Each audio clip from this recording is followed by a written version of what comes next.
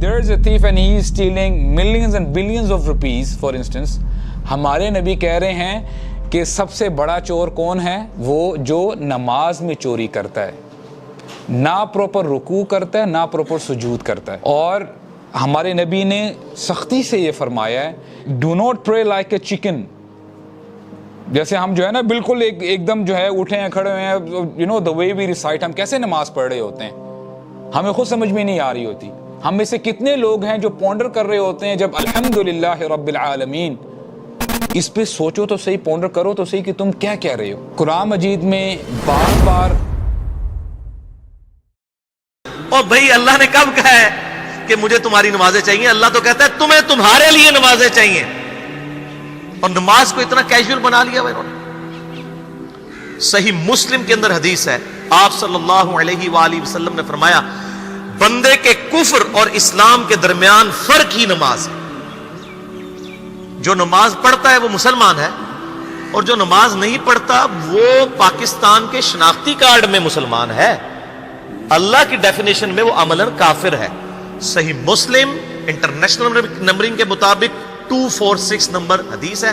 آپ جا کے پی ڈی ایف کھول لیں اسلام 360 میں، جا کے 246 نمبر حدیث صحیح مسلم کتاب الایمان چیپٹر میں کھول کے دیکھ لیں کہ بندے کے کفر اور اسلام، شرک اور اسلام کے درمیان فرق ہی نماز ہے. پھر مجھے کربلا یاد آ گیا کہ یہی مہینہ تھا، 10 محرم تھی اور جمعے کا دن تھا اور نماز کا وقت داخل ہوا تو امام علی مقام نے اپنے لشکر کے سردار زہیر سے فرمایا ان سے کہو جنگ بند کریں یا تھوڑی دیر کے لیے رک جائیں، میں نماز پڑھ لوں، ہمیں نماز پڑھنے دیں. تو زہیر نے گھوڑا آگے بڑھا کر کہا شمر سے تھوڑی مہلت دو، ہم نماز پڑھ لیں، پھر تم نے جو مرضی کرنا ہے، نماز تو پڑھنے دو. شمر نے کہا ہم نماز نہیں پڑھنے دیں گے. ایک اور کوفی کھڑا تھا، اس کا نام حسین بن نمیر، انہوں نے کہا تمہاری نماز ہوتی ہی نہیں. انہوں نے کہا لعنت ہے تم پر، جس گھر کی طفیل نماز ملی ان کی نہیں ہوتی. پھر انہوں نے واپس آ کر عرض کی حضور وہ نماز پڑھنے کے لیے جنگ نہیں روکیں گے. کہا اچھا پھر ہم نماز تو نہیں چھوڑ سکتے. میرے رب کی قسم اگر حسین نماز نہ پڑھتے تو انہیں کوئی فرق نہ پڑتا، لیکن ایک فرق پڑتا کہ پھر پیغام ادھورا جاتا، میسج ادھورا جاتا. اور میسج یہ دینا تھا کہ زیر خنجر بھی یہ پیغام سنایا ہم نے کہ ہم نے تلوار کی دھاروں کے نیچے بھی سر جھکانا ہے، اور ہم نے تڑپتے جسموں کے ساتھ بھی سجدہ کرنا ہے، اور ہم نے زخمی جسموں کے ساتھ بھی اللہ کے سامنے رکوع کرنا ہے، اور ہم نے خون آلود جسموں کے ساتھ بھی رب کے سامنے کھڑے ہو کے آنے والی نسلوں کو پیغام دینا ہے کہ نماز وہ ہے جسے اس وقت میں بھی نہیں چھوڑا جا سکتا. اللہ تعالیٰ فرماتے ہیں الذین یقیمون الصلاۃ ومما رزقناہم ینفقون، وہ نماز قائم کرتے ہیں، صرف پڑھتے نہیں ہیں. صحابہ اکرام کے بارے میں وہ کہتے ہیں لا یرون شیئا من الاعمال ترکہ کفرا غیر الصلاۃ، کہ صحابہ اکرام کسی بھی چیز کو اعمال میں سے جو بھی ہمارے اسلام کے اعمال ہیں نا، کسی کو کفر نہیں سمجھتے تھے غیر الصلاۃ، سوائے نماز کے.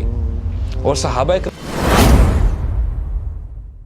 سے جامعہ ترمذی میں حدیث ہے، سنن نسائی کے اندر حدیث ہے، سنن ابن ماجہ کے اندر حدیث ہے کہ آپ صلی اللہ علیہ وآلہ وسلم نے فرمایا جس نے نماز چھوڑ دی گویا اس نے کفر کیا. من ترک الصلاۃ متعمدا فقد کفر. اس سے زیادہ اور کیا سخت بات کی جائے کہ کسی کو یقین آئے کہ جس نے جان بوجھ کے نماز چھوڑ دی اس نے کفر کیا.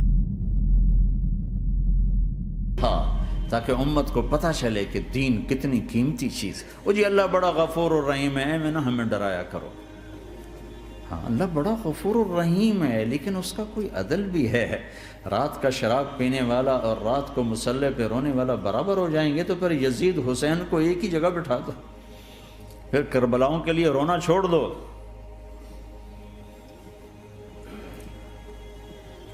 رات کو ناچنے والی، رات کو رونے والی برابر ہو جائیں گے. سود کھانے والا، حلال کھانے والا برابر ہو جائیں گے. شراب بیچنے والا اور مزدوری کرنے والا برابر ہو جائیں گے. جھوٹ بولنے والا، سچ بولنے والا برابر ہو جائیں گے.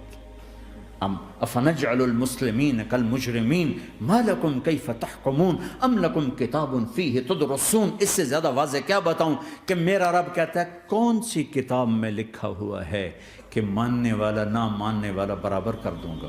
کون سی کتاب میں؟ اللہ کو یہ کہنا پڑ رہا ہے ام لکم کتاب فیہ تدرسون. کس کتاب میں یہ لکھا ہوا ہے؟ ام نجعل المتقین کالفجار. ایک بدماش اور ایک فرمانبردار کو برابر کر دوں؟ کہاں لکھا ہوا ہے؟ فار ایگزامپل اگر رمضان کا مہینہ آ جاتا اور کوئی شخص کھا رہا ہوتا تھا نا, you know what they used to say, یہ کہتے تھے کہ ہو سکتا ہے یہ بندہ بیمار ہے یا ہو سکتا ہے this person is a traveller, یہ باہر سے مسافر آیا ہے.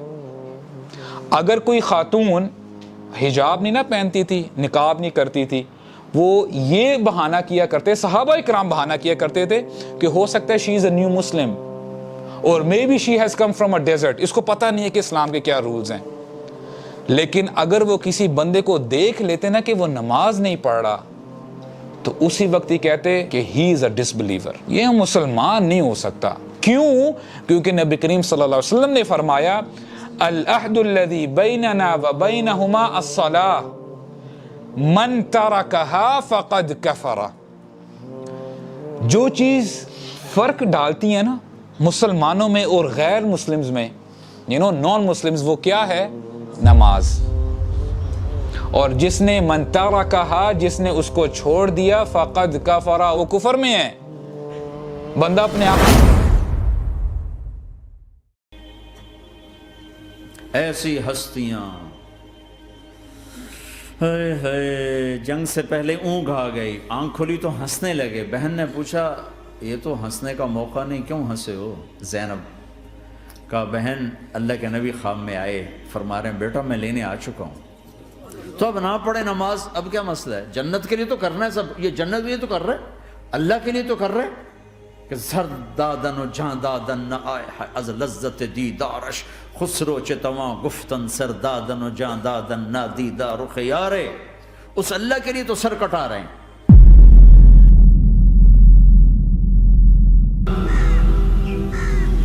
مسند احمد میں صحیح سند کے ساتھ حدیث ہے, نبی صلی اللہ علیہ وآلہ وسلم نے معاذ ابن جبل سے فرمایا معاذ اللہ کے ساتھ کسی کو شریک نہ ٹھہرانا, خواہ تمہارے ٹکڑے ٹکڑے کر دیے جائیں, تمہیں سولی پہ چڑھا دیا جائے, تمہیں آگ میں جلا دیا جائے, اللہ کے ساتھ کسی کو شریک نہ ٹھہرانا.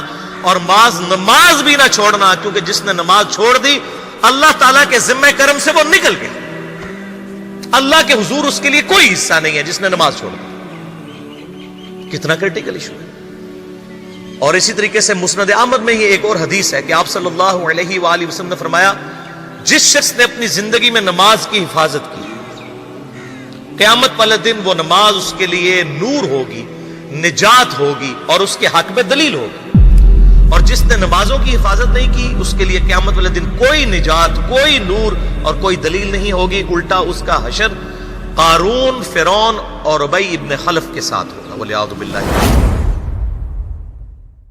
تو وہ تو راضی ہو چکا ہے, نبی آ چکا ہے, آؤ بیٹا میں لینے آ چکا ہوں, تو اب نہ پڑھیں نماز. نہیں, برمنگم والوں کو کون بتائے گا کہ نماز کیسی چیز ہے.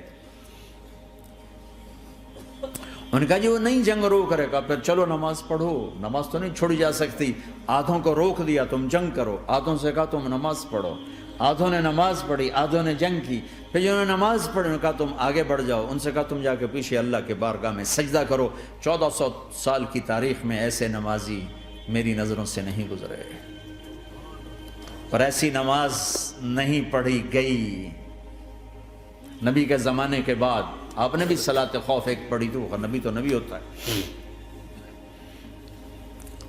اور کیا ان کا حال تھا, خون و خون, اپنے خون سے وضو کیے یا کربلا کی مٹی سے تیمم کیے. جب سجدوں میں سر رکھ کے سبحان ربی العالی کہا ہوگا تو دھرتی میں کیا ہلچل مچی ہوگی. نماز نہ چھوڑا, نماز نہ چھوڑنا, کوئی عورت نہ کوئی مرد نماز نہ چھوٹے.